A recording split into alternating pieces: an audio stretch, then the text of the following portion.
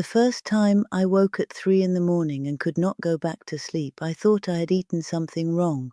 I lay there in the dark, my mind suddenly sharp, not worried about anything, not dreaming, just awake, completely awake, as if someone had turned a light on inside me. My body felt almost electric, and outside nothing. The street was silent. The house was silent. My husband was breathing slowly beside me, and I was staring at the ceiling, wondering why I felt so strangely alert at an hour when every living thing should be sleeping. That was when I was in my late 40s. I was not ill. I did not feel bad. I just woke every night around the same time and lay there for an hour, sometimes two, before sleep returned. My mother had told me something once when I was young that I had not thought about in years. She said that the body has a clock inside it, not the kind you hang on a wall, a living clock, and that different parts of the body do their deepest work at different hours of the night. She said this very plainly, the way she said most things, not as a warning, just as a fact she expected me to remember. I was maybe 12 years old. I forgot it immediately. It came back to me at 3 in the morning, lying in that dark room. In Chinese medicine, and my mother knew some of this, her grandmother had known more of it, the body's clock is called the organ clock. The idea is that every organ has a 2-hour window each day when it reaches its peak energy, its peak activity, and at night, when it is doing its deepest cleaning and rebuilding. If something is wrong, the body wakes you during that organ's time, not to punish you, because it needs your attention. The liver's time is 1 to 3 in the morning.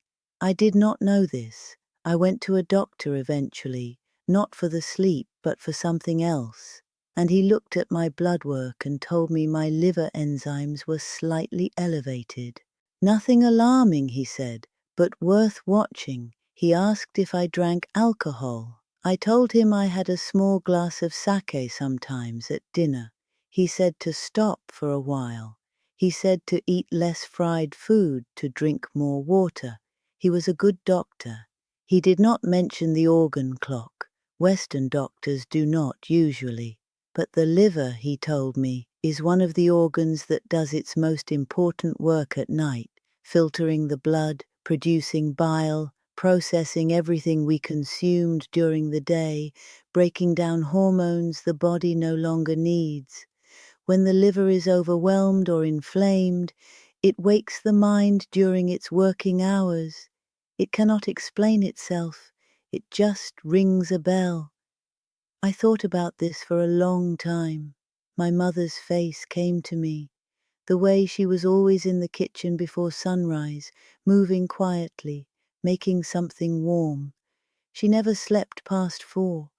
I assumed it was habit, the early rhythm of her generation, the farming families she came from. Now I wondered if it was something else. Her liver, working, straining, ringing. There are a few things that burden the liver quietly, without announcing themselves. One is alcohol, of course. Even a small amount over years asks something of the liver that it must spend the night repaying. Another is fat. The processed kind, the kind that accumulates in the liver cells slowly and without pain, until one day a doctor shows you a number. In Japan, we called it shibokan, fatty liver, and it was rare when I was a child. My generation did not grow up eating the things that cause it. Now I see it everywhere. My niece's husband was told he had it at 42. He was not overweight. He just ate the wrong foods for 20 years, the kind that come in packages, the kind that taste like nothing was cooked. Anger also burdens the liver.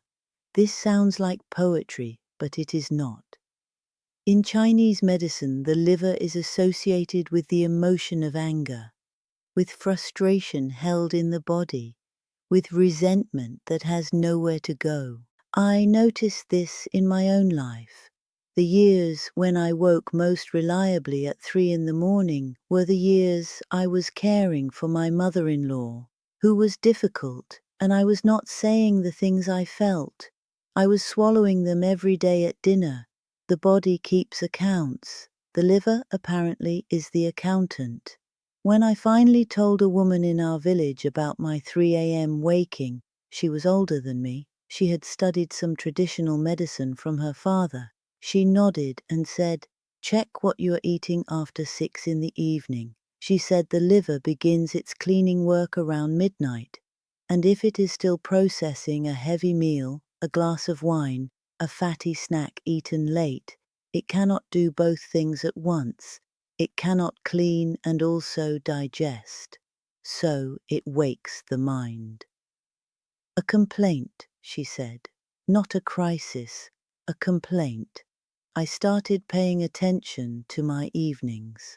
What I noticed over months, and this was not from a book, this was from my own body, was that the nights I woke at 3 were the nights I had eaten late or eaten something difficult, pork belly, fried tofu, the occasional rice wine with a neighbor who came by. The nights I ate early and light, mostly vegetables and a small bowl of soup, I slept through until 5. Not always, but most nights. I changed the last meal of my day. I moved it earlier, before 6 when I could manage it, and I made it smaller, mostly cooked vegetables, sometimes a small piece of fish, miso soup always. I stopped eating anything after 7, not because a doctor told me to, because my body had told me, and I started drinking something before bed. My mother had done this her whole life, though she never explained why. A small cup of hot water with a thin slice of raw ginger and a squeeze of yuzu, the sour Japanese citrus that grows in the colder parts of the country. Sometimes she added a small piece of kombu, the seaweed, dissolved in the water while it was still hot.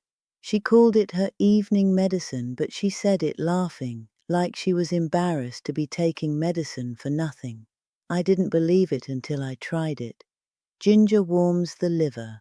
I didn't know the scientific word for it then, but now I understand that gingerols, the active compounds in raw ginger, have a mild anti-inflammatory effect on the liver tissue, and they support bile flow, which is part of how the liver empties itself at night. Yuzu is high in hesperidin, a flavonoid that research has connected to reduced liver fat over time. The kombu, that was the strangest part and the one I kept forgetting, contains compounds called fucoidins, long-chain sugars from brown seaweed that have been shown to reduce inflammation in liver cells. My mother never knew any of these words. She knew what her mother showed her. There is something humbling about learning that your grandmother was right. A woman in our neighborhood, Matsuda-san, was one of the healthiest people I knew. She was in her 80s when I was in my 50s, still walking to the market every morning, still sharp, still cooking for herself. She slept, she once told me, from 9 until 5 without interruption, every night for 40 years. I asked her what her secret was. She looked at me like the question was strange. She said she did not eat after 5. She said she drank hot water before bed and lay down in a dark room. She said she did not watch television in the evening because the light bothered her sleep. She said she had never in her life drunk alcohol. Matsuda-san is still alive. She is 96. I am not telling you to do exactly what she did. Everyone's body is different. Mine has been wrong about things before, and I have been wrong about my body. But I think about Matsuda-san when I think about the liver. A clean liver works quietly. You never feel it. You only notice the liver when something has gone wrong. When you wake at 3 and cannot understand why. When you feel a heaviness on the right side of your abdomen after a meal. When your skin looks slightly yellow and you don't know why. When you're tired in a way that sleep does not fix. The tiredness that sleep doesn't fix. That one frightened me most in the years when my liver was working too hard. It wasn't sleepiness, it was something deeper, a flatness, like a battery that charges and charges but never quite reaches full. I lost a friend to liver cancer in my 60s, a woman who had never drunk a drop of alcohol, who was sick for a long time before anyone understood why, because the liver does not cause pain until it is very far gone. It sits there quietly, filtering, rebuilding, storing, asking for nothing dramatic until it has nothing left to give. By the time my friend's pain became bad enough to name, there was not much the doctors could do. I think about her when I pour my evening cup. What I do now, every night before I sleep, is simple. I warm a cup of water, not boiling, just warm enough to hold comfortably, and I put in a thin slice of fresh ginger, 3 or 4 millimeters, the kind of slice my mother cut.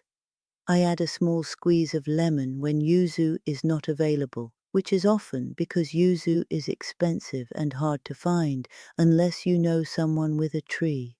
Sometimes I add a teaspoon of raw honey, the dark kind, not the processed kind, because the enzymes in raw honey support the liver the way cooking destroys them. I sit with this cup for 10 minutes before bed. I don't look at my phone, I don't watch anything. I just sit, sometimes with the window cracked, sometimes looking at the garden, and I drink it slowly. I fall asleep before 10 most nights. I wake around 5. The 3 a.m. waking, the one that plagued me for almost a decade, stopped about a year after I changed my evenings. It was not instant. The body does not change instantly, but it changed. If you are waking at 3 in the morning, I am not telling you it is your liver.